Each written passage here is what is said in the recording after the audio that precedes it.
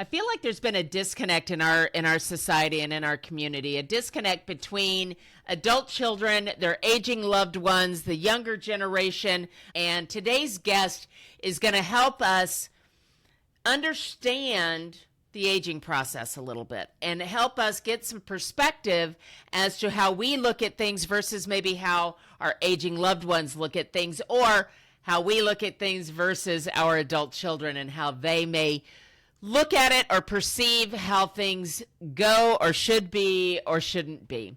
Today's guest, Sam Cradduck, is a gerontologist with over 30 years experience in senior care. She owns the Living Room Senior Care in Southern California, which provides in-home private care as well as staffing for a large community.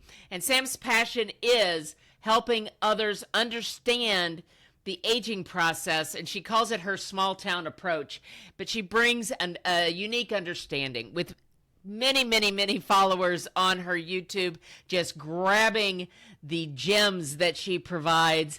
I am so grateful that she's spending a little time with us here today.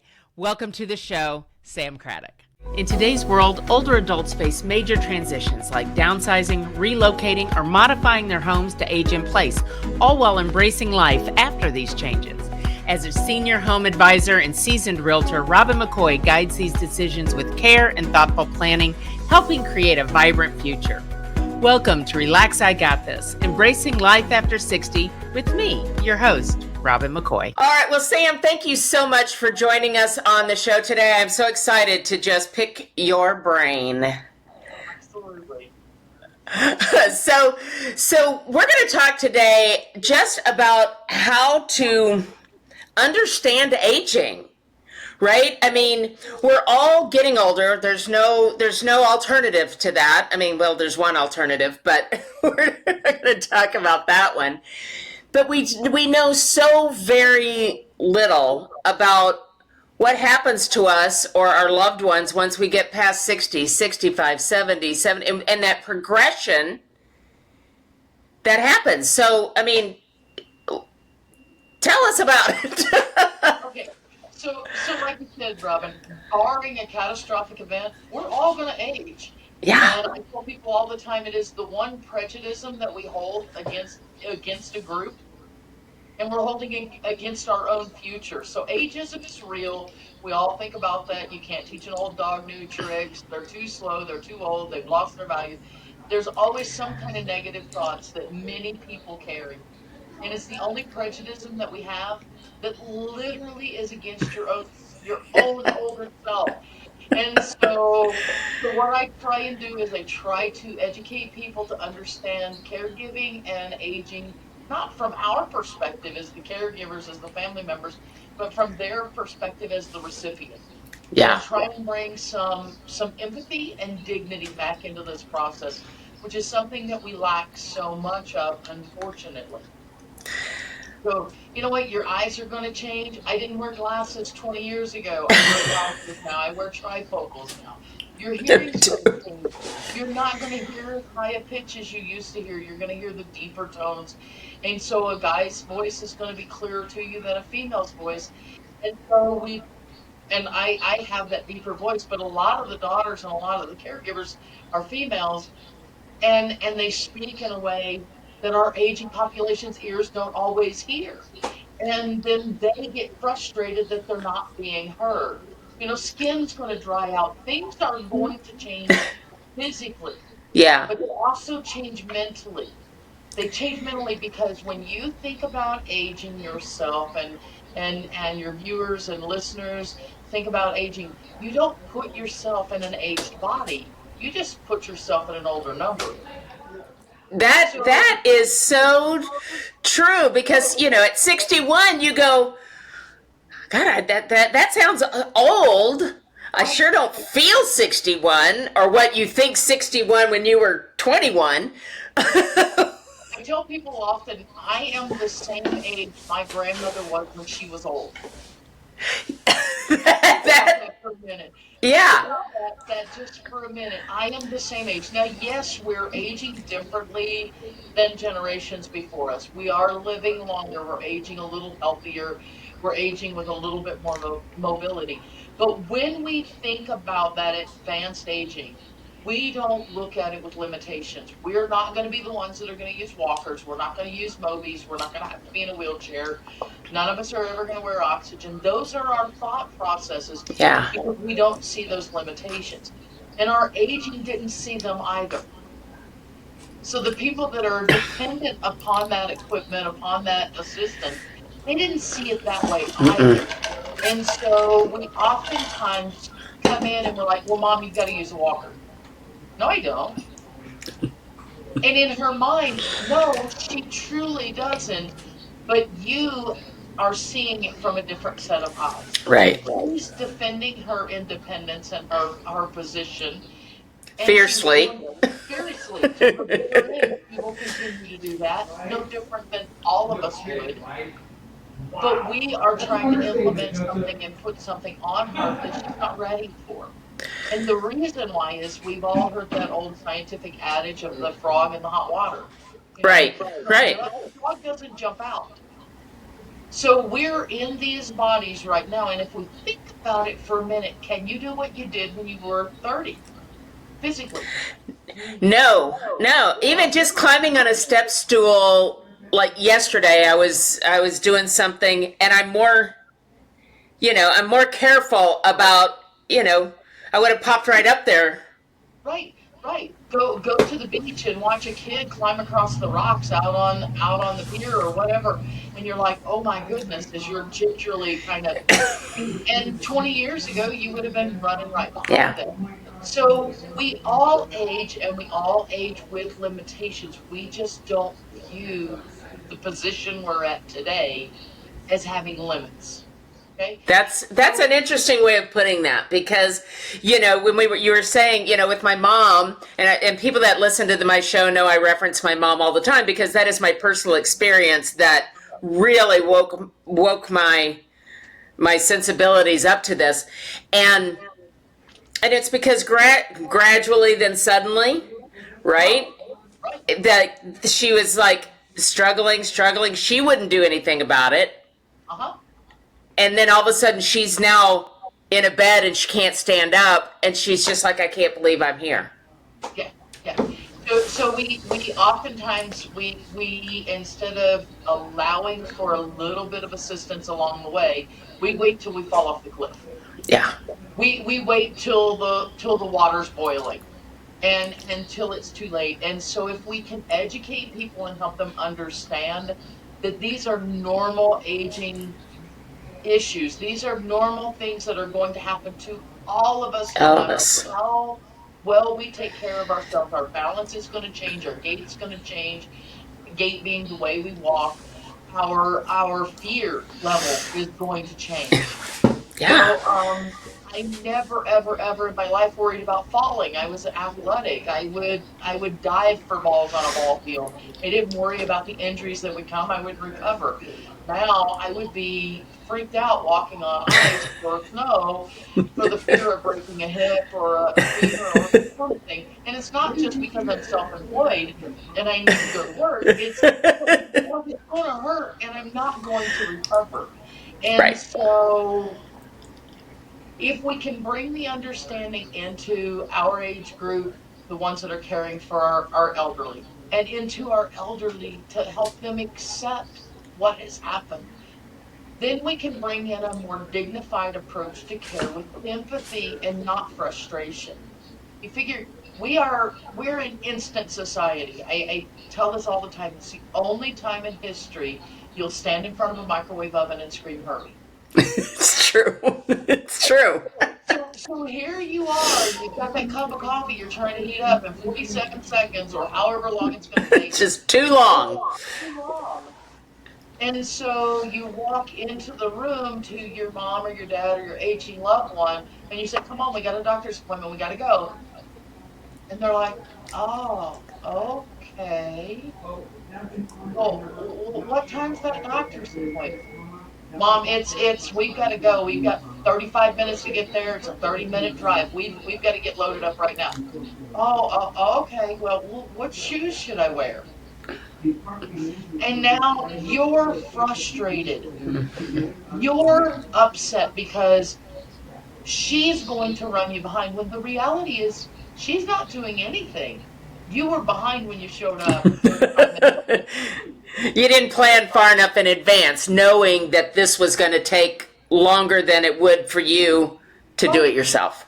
Exactly, because it's the cup of coffee. It's going to Right. take too long. And so we have to back ourselves up and go, you know what? Just because they move slower doesn't mean they've lost their value. You Right. know, I compare it to the classic cars. Classic cars are slower than race cars, but their value is intrinsically much, much higher. So view our aging as the classic cars of humanity. They have value, lots and lots. Lots and We lots. Yeah, we have antique stores that we go in and we go ooh ah ooh, and then we take our aging people and we put them in communities and we don't even go see That's sad. That's sad when you know what, when you put it that way, and it's so very true. them. And it's really sad. It is so sad the way we now have viewed our aging, and it's because we're so time sensitive Yeah. and we're so in a hurry and we have so many things on our plate to get done during the course of a day. We have this insurmountable pile of stuff to do in front of us, and this person that's going to take longer is going to disrupt that. They're Yeah. going to interfere with how much production I can get done during the course of the day. We got to get our minds off of that. We got to stop with that nonsense. How do we do that? How do we do that as the adult children, that we want to make sure our loved ones, our parents, our grandparents, whatever that may be, because we do love them, I do value them, Yes. and yet I want to make sure that they don't think I think they're a problem or an inconvenience. And so how do we change the way we think that way? And the reality is expectation. Change your expectations. Change your mindset. Realize that, and I hate when people compare our aging population to children. Yeah, That no, type I don't of like that. result is infuriating to me. But I will go this direction. When most of us have been parents, and so it's easy to kind of think about this. Before you became a parent, if you had to go to the grocery store, you just got went to the grocery store. You threw on your shoes, you grabbed a jacket, whatever you needed, grabbed the keys to the car, and you were gone. And you were gone, and you were back, and you got whatever you needed. Now you have an infant at home, or a child, a toddler at home. So you got to wrangle them up. You've got to get them ready. You've got to get them prepared. You've got to load the car seat. You've got to clip them in. You got to get to the store, take the car seat out, get the child in the car, whatever you're doing, and get in the store. And by the time you got there, before you would have already been home. So it's now, and so you have to change your expectations Yeah. to fit the needs of your young family. And we're willing to do that because, oh, they're so cute and they're coddly, and we're growing them up and we're teaching them and we're training them. And it doesn't mean that we don't get impatient, because there's so many parents that do, and they start yelling at their kids to get ready, and the kids are like, I'm watching Barney. I don't know what the store is at this point. And so we have to change the way we approach things. We need to do it now. So we need to, with that same willingness that we changed our life and the way we manage things and our expectations of time with young children, we have to be willing to do it with our aged population. Don't treat them like kids, but change that expectation of, you know what, I can't just run in the door and tell mom Yeah. to get ready. I know that 20, 30 years ago, I could have, or 20 or 30 years ago, she was yelling at me to get ready. But now I have to approach this from the mom's been alone all morning. She's not sitting, she doesn't even realize it's Friday. She doesn't know that there's a doctor's appointment. I've called and told her, I've reminded her, I've told her I'm on my way. Guess what? She probably still doesn't recall, because the calendar got thrown out the window and so did the clock. And Yeah. so they're not as aware of time. Time doesn't run in the same continuum for someone who's aged in advanced age as it does for us. Yeah. And so we have to go in with that different expectation, that expectation that says, okay, mom, and take the time. Because if you go in with the impatience, you're going to take twice as long. Well, and I've learned that, right? So over the last year and a half, having to change the way, and I never had little kids, so I wasn't the one that had to drop everything and go pick up a kid because he was throwing up at school or forgot his lunch or any of those sorts of things. So then when suddenly I had to drive to Denton to fill a pill box because I didn't know that the caregivers couldn't do that. They can administer, but not dish, or however that wording goes. It took me a minute to realize why that upset me so much. And then I went, oh, because you've never had to do it before. It's all been about you for the last 60 years. So I never had to worry about dropping everything and going and picking up the kid or taking, so this was just a new thing for me. So life was not ever really truly inconvenienced. Yeah, it was like if I didn't want to do something, I didn't do it. And if I did want to do something, I went and did it. And it's different now. It's totally and completely different now. And it's not to anyone's fault. Right. It's not an infant's fault that they wake you up in the middle of the night because they're wet or they're hungry or they need something. And it's certainly not an aging person's fault that they now need assistance. I used this analogy the other day, and I do a lot of analogies when I teach and talk. And so I was talking with a group of women in a support group, and I said, if you went out right now and your car wouldn't start, how many of you are capable of jump starting your own car and getting it going and going on down the road? And so there were a couple that raised their hands. They were capable of doing that. There were many that said, oh, I need assistance. And I said, okay, so if I came out and jump started your car, but then because you couldn't start your car, I said, okay, I'm going to drive you home. You get in the passenger seat. You'd be offended. You would be offended. And they're like, absolutely. And I said, but we do it with our aging all the time. They need a little bit of assistance. They need their car started. They don't need us to drive them. Yeah. And that is definitely an analogy. They do need us to drive them often, but they need a little bit of assistance. Maybe they need us to do the laundry, but they don't need us to pick out the clothes they're going to wear. Maybe they need us to help put their shoes on, but they don't need us to take over every aspect of their life. So there's that fear that goes on as we age, that if I need a little bit of help, you're going to take over everything. Mm-hmm. And so I'm not going to ask you when I need a little bit. I'm not going to admit that I need a little bit, because needing a little means I need it all. And it's not an all or nothing. It's not an all or nothing. And unfortunately, like the young mom who's trying to teach her kid to tie the shoes, but it takes too long, so you tie them, and then you've got a second grader that doesn't know how to tie shoes because you never took the time. We've got to slow down. We're not going to retrain our adults, and this one is one that I impress all the time. A child that needs to be fed is a child that needs to be fed so they can learn how to eat on their own. An adult that needs a feeding assist is an adult that knows how to do it, but no longer possesses the abilities to do it on their own. So we're not going to, fly that spoon in like it's an airplane in hopes that someday they're going to gain the dexterity to do it. We're going to give them the opportunity and the dignity of helping them and assisting them and not shaming them because of it. And when we learn to do that as family members, as caregivers, when we learn that our approach to things is not to take away, but to add to be patient and not to expect, then we're going to be able to provide dignity and respect in the care that we give. And we're going to give our aging population a different lease on life.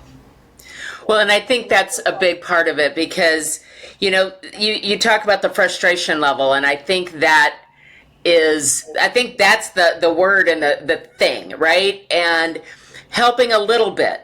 Okay, here, Mom, do you want me to cut that up because you're in a weird position, right? Again, Mom's bedridden, so sometimes it's kind of high, right? And sometimes she'll say yes, and sometimes she'll say no. I mean, cognitively, Mom's fine. She just can't walk. So she can still do a lot of these things. And so I think it's inching into things and saying, would you like some help with that? Exactly. Give opportunity for options. Yeah. Just taking it over. Just taking it over is taking away from me. Giving me a choice in it is respecting that I'm an adult still. And we have to teach that. And that's a hard thing too, right? It's a hard thing as the adult child when Mom is a grown woman and can make decisions, but she's not making the right one. Or maybe the safe one. And it's hard to not, as the eldest daughter, to go in full bore. Are you 62 or older and considering buying a home? It's important to explore all the opportunities available to you. I want to introduce you to Alicia Dutton with Mutual of Omaha Reverse Mortgage. Since 2013, Alicia has been dedicated to helping baby boomers unlock the benefits of reverse mortgages and reverse for purchase programs.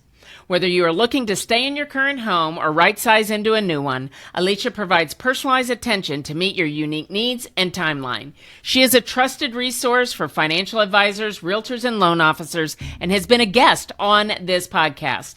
She is ensuring you are educated and empowered every step of the way. Discover the possibilities with Alicia Dutton today. And because she is an adult, she's a grown-up, she's perfectly capable of doing all the things, but some of the things are not the right decision safety-wise and long-term wise. So how do we do that? So, no different than she allowed you to make bad decisions. Do I ground her when when it comes to her not listening to me? As parents, we have to allow our children to make bad decisions. Yeah. Because that's part of life. We have to allow our adult children to make bad decisions, be it relationships, business, whatever, investments, monetary, whatever. We have to sit back and we have to go, okay, that's not the way we do that. So sometimes bad decisions need to still be allowed to be made. If I want to have a banana split for dinner, why do you think it's okay to tell me not to? You had popcorn last night. Just because you're 60 doesn't mean that you have a choice to have popcorn, but because I'm 80, I can't have a banana split. Right. I know my blood sugar's high. I know that this isn't the best health decision, but I don't want to sit here and eat kale for the next 10 years. I'd rather eat banana splits for 7 and say goodbye to the world. I would rather have quality than quantity. And it's not my choice to decide what your quality is.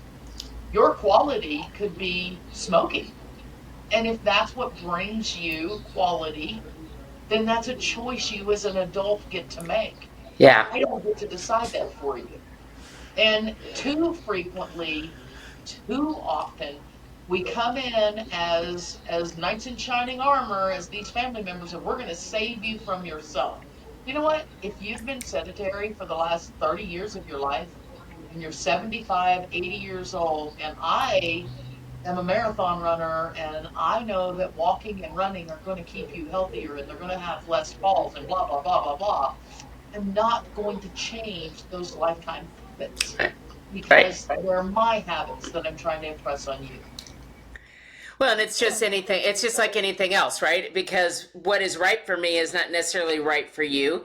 Maybe I don't like ice cream and you do. Maybe And I think sometimes we just say, but mom, you always this or you always that. And nobody wants, you don't want anybody to say that to you. I don't want anybody to say that to me. So why do we do that to them? We do it to everyone. The reality is, we as people think that everyone should believe and act and do the things that we do. That's true. That's true. The reason why our world's in the mess it is today is we don't like differences, but we have to have differences. Yeah.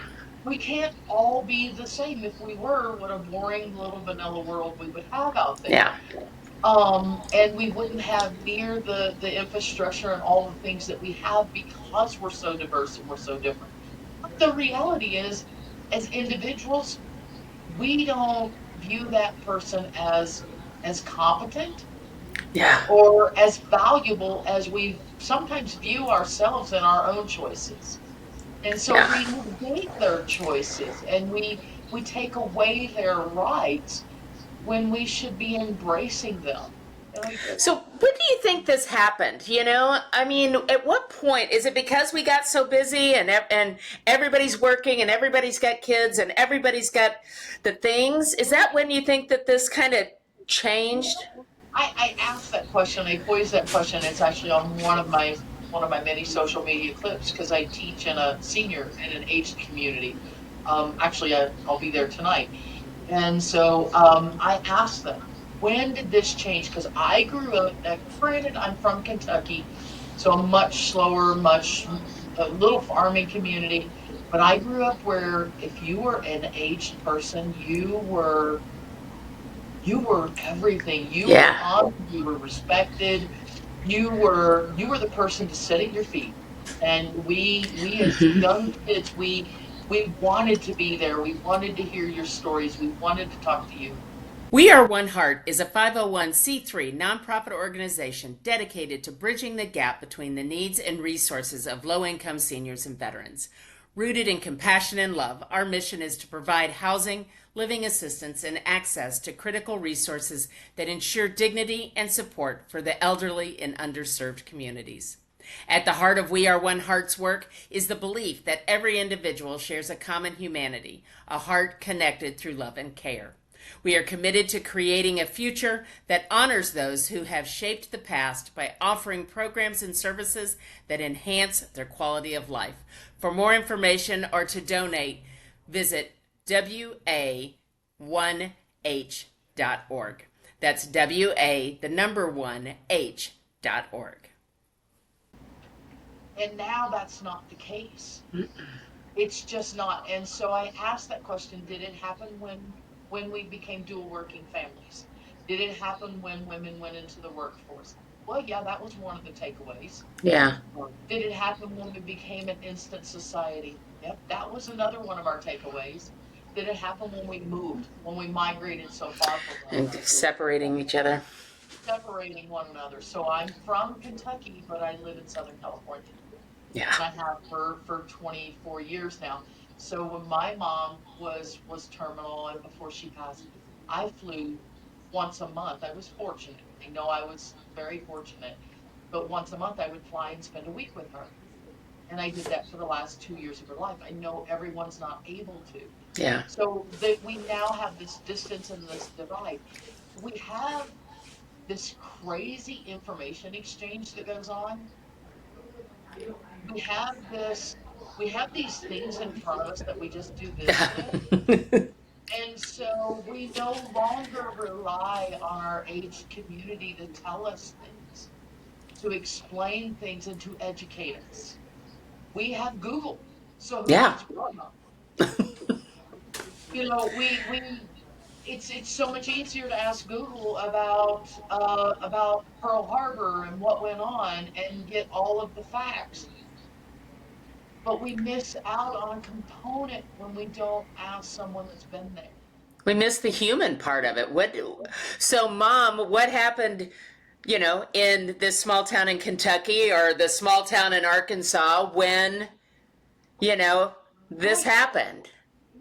I said this a few weeks ago when I was teaching. I'm like, how many of you remember 9/11? And we're all like, oh, yeah. And when you remember 9/11, you don't just remember the events of the day, you remember the emotions. Yeah. You remember the overwhelmingness of what went on. So when I tell the story of 9/11 to my grandkids who weren't alive, Right. I tell it with emotion. I tell it with tears in my eyes. I tell it with the fear of what could have gone on. And that's what we used to have. Yeah. Yeah. And now we Yeah. rely on Google. Well, and as you're telling that story, and I'm thinking about my nieces and nephews and how they, I would want them to go sit and ask my mom questions. And the idea, the best story my mom, and it resonates with me, is how her grandfather, my great grandfather, lived in a small house in rural Arkansas on the land he homesteaded. He lived well into his 90s, but she said he always had a melon under the bed to cool. Right? So you think about this, and it's this little 2-room house, and the bedroom was cooler, no air conditioning, of course, no fans, no, back then probably not even electricity, or not much of it. And so she just said that in passing one time, but that is what sticks in my head. And I remember being in that house and the water pump, right? Because they didn't have indoor plumbing, and the outhouse out back, and all the stories Mom told about sitting on that porch shelling peas for her grandmother. Right. And so we miss those stories because Mom didn't sit as an adult. I didn't sit on the back porch shelling peas for Grandma. Right. So it's just those stories are gone. Yeah, we're losing. We've got to start viewing our aging population as living history books. Yeah. Yeah. And we are losing volumes, volumes and volumes and volumes of history books every single day that are going untouched and unread. And we need to turn the pages. We need to go backwards enough in society that says, you know what, these folks still have value. Yeah. And allow them to feel that purpose and that value. Why are we doing field trips to see things? Why don't we do field trips into a senior living community that has a veteran that's been there, done that?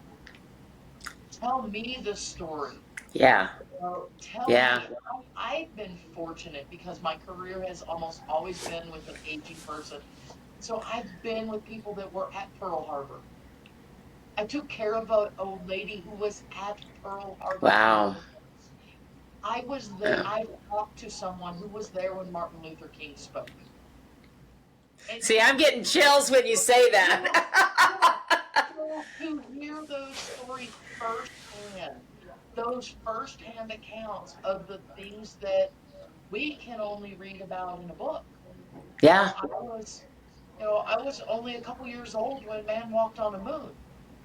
But I was watching a show the other night, and in the show, this whole family sat down to watch the lunar landing because it was so historical.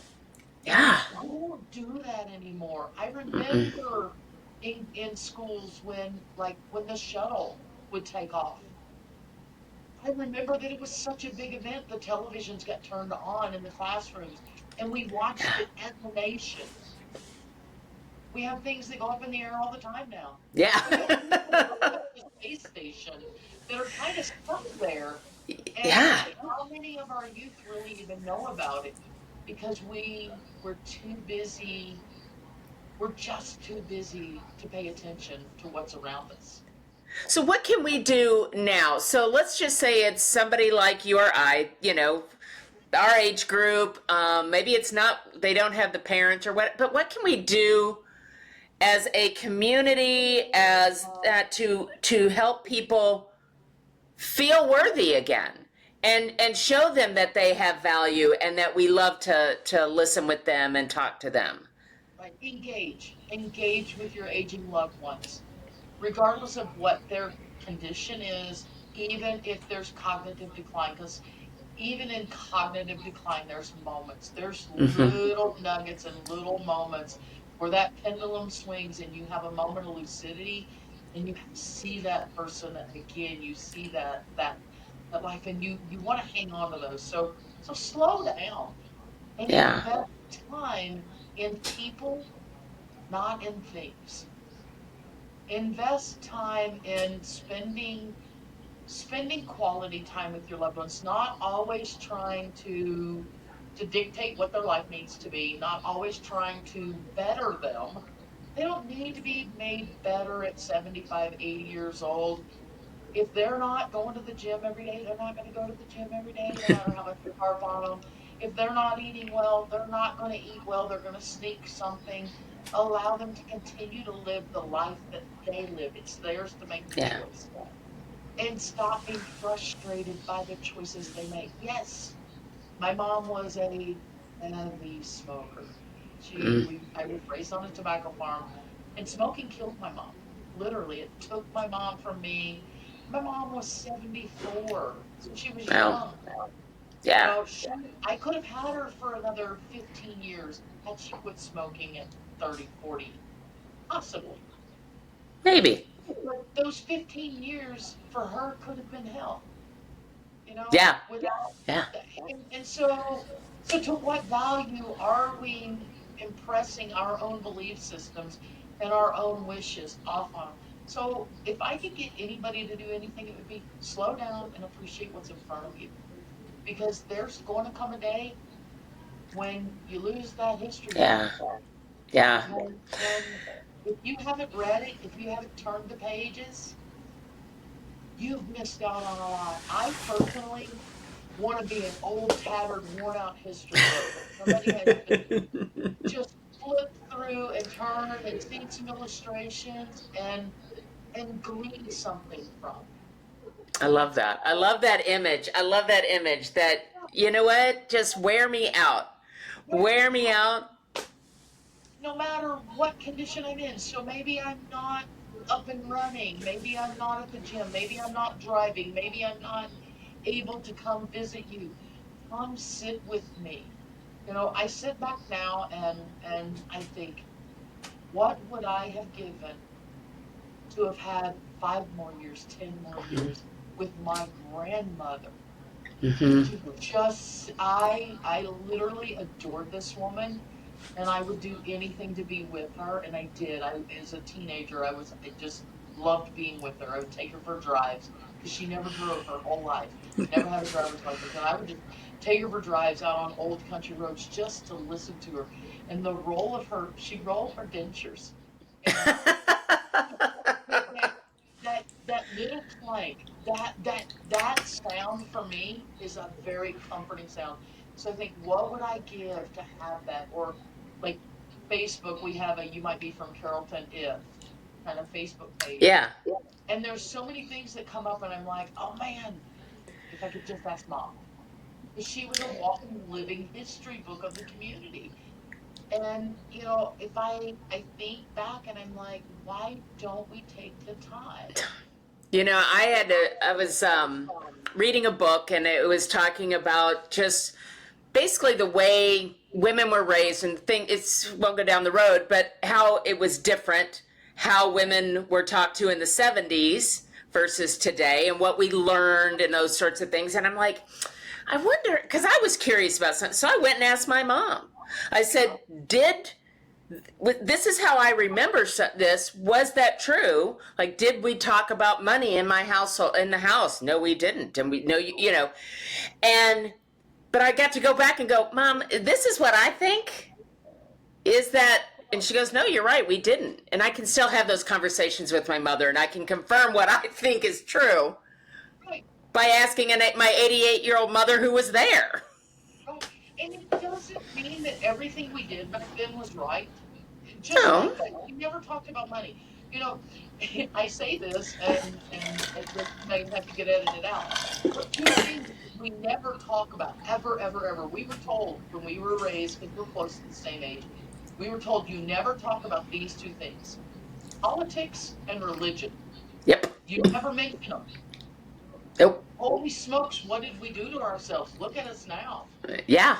If we just had the ability to have an honest, sincere conversation about difficult topics that differ with different people, we wouldn't be in the shape we're in right now. So it I doesn't mean agree. that everything we did in the past was great, but you can't throw the baby out with the bathwater. No, You it, know, it is, but we can maybe learn from it. yeah. And so I hear a lot of times, so, I get a lot of social media posts and a lot of social media comments, and I get that there are some youth, some in their 30s, 40s, that are angry at their parents, at their moms, for not being more involved in their youth.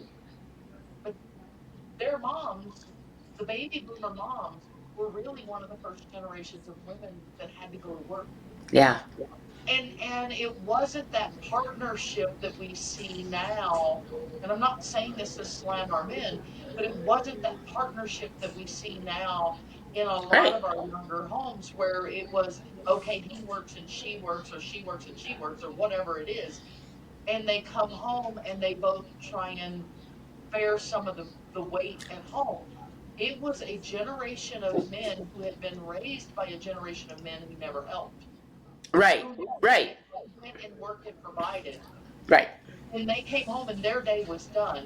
And then it was a generation of women who were raised by women who did everything in the home. Yeah. They were the household managers. They took care of the kids. They took care of their parents.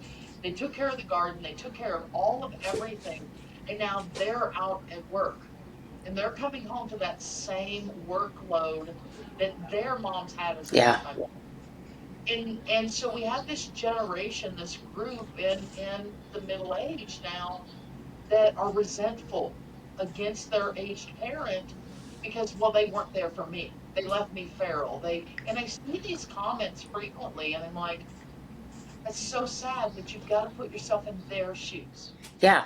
Yeah. Understand where the environment they came from.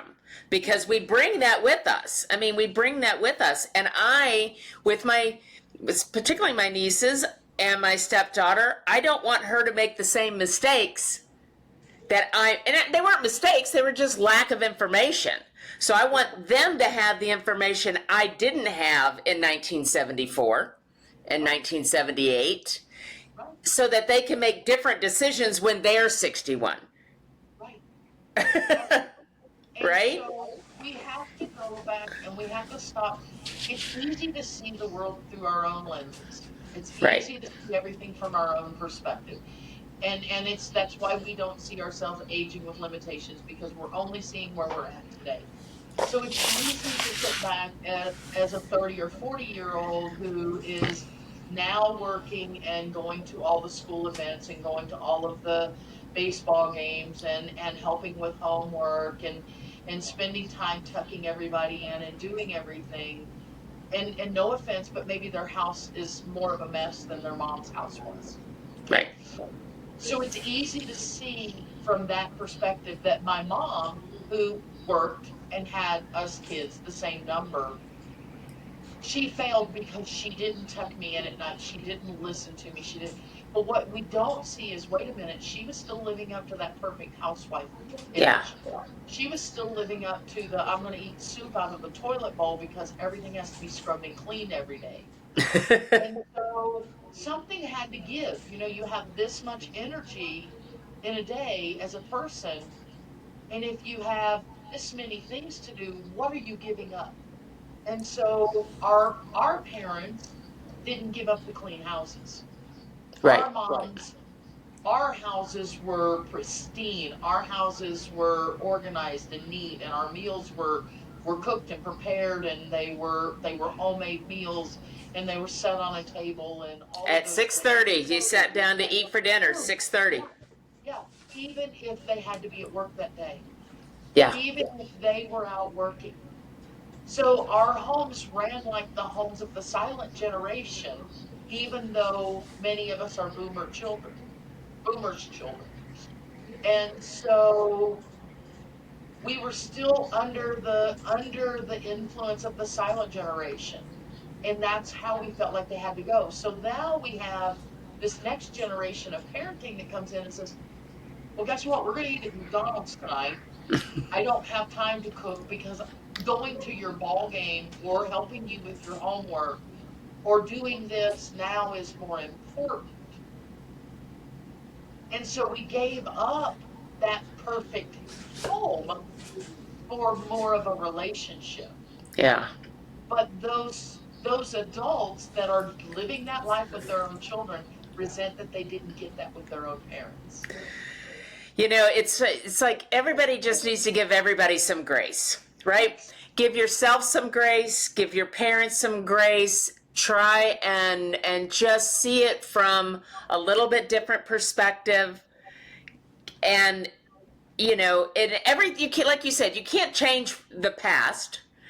Maybe you can understand it and give that person some grace for what they did. I think 99% of people do the best they can in the moment with what the information they have.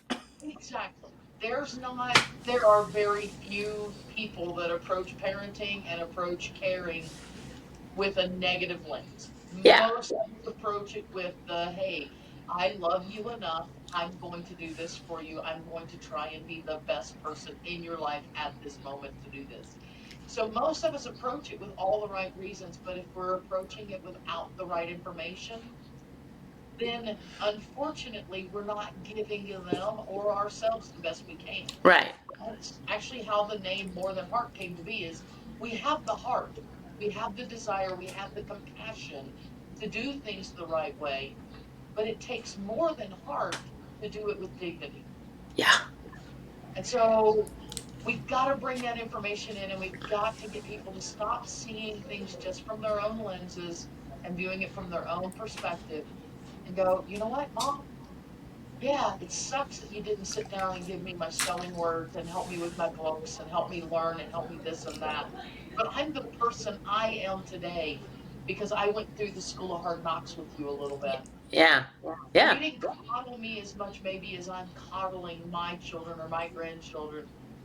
But I wouldn't be who I am today if I hadn't made those mistakes along Right. the way, and if you hadn't been a little more absent than I wanted.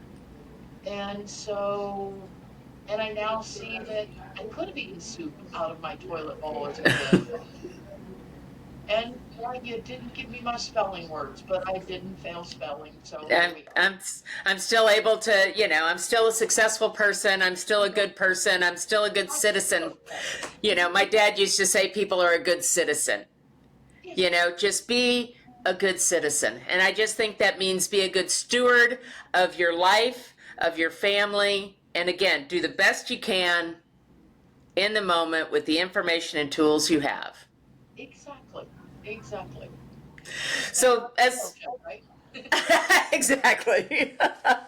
So as we wrap this up, is there something that maybe we didn't say that you would like to get across to anybody that's listening? Maybe whether it's for themselves as an aging person, or again that middle person that has the aging parents and is wondering, how am I going to handle this? So if you're in what we call that sandwich generation, if you're juggling your own life and trying to help assist take care of your aging loved ones, you feel like you've got a million balls in the air. I tell people all the time, you do. You feel like you're a circus clown trying to juggle. Guess what? Professional jugglers drop balls all the time. The world doesn't come to an end. So stop putting so much off on yourself. Stop being the perfectionist that you totally are, and that's why you're successful in your career. Stop expecting so much more out of yourself, and stop expecting so much more out of your loved ones. Yeah. Give grace and give time. That's the best thing we could do for anyone. Yeah. Be it our children, be it our grandchildren, and definitely be it our aging. Just give grace and give time, and lower our expectations. They're doing the best they can. They're doing the best they can. If you're an aging person, it happens, and it sucks. I think it was Betty Davis who said, "Getting old is not for sissies," and it isn't. the golden years have come at last. The golden years can kiss my yes. But it's the place that you are, and you still have purpose, and you still have wisdom, and you still have value. And don't give up on yourself, even if the people around you seem to have given up on you. You're still living and breathing, and you're still here because there's still purpose for you. Yeah. And you don't know at what point in time and what situation you're going to affect that person. You're going to. When you do, it's going to be life-changing for them. I love that. I think that's perfect. I think that's a perfect way to wrap this up. Go be life-changing for somebody just by being you and paying attention. Paying attention. All right, Sam, thank you so much. I just love this conversation and just how to understand what is happening, right? Because it's going to happen outside of some tragic event. So we're going to have all of Sam's information in the show notes. Make sure you look for her. She has got a ton of amazing information on her YouTube channel. That's how, I found her through my senior home coach and started following her on YouTube. And she has just got so many good things out there to say. So take what she has. And thank you to another episode of Embracing Life After 60. Make sure you hit those subscribe buttons so you never miss the great people that we have to talk to. Thank you so much, and you have a great day. Thank you, Rob.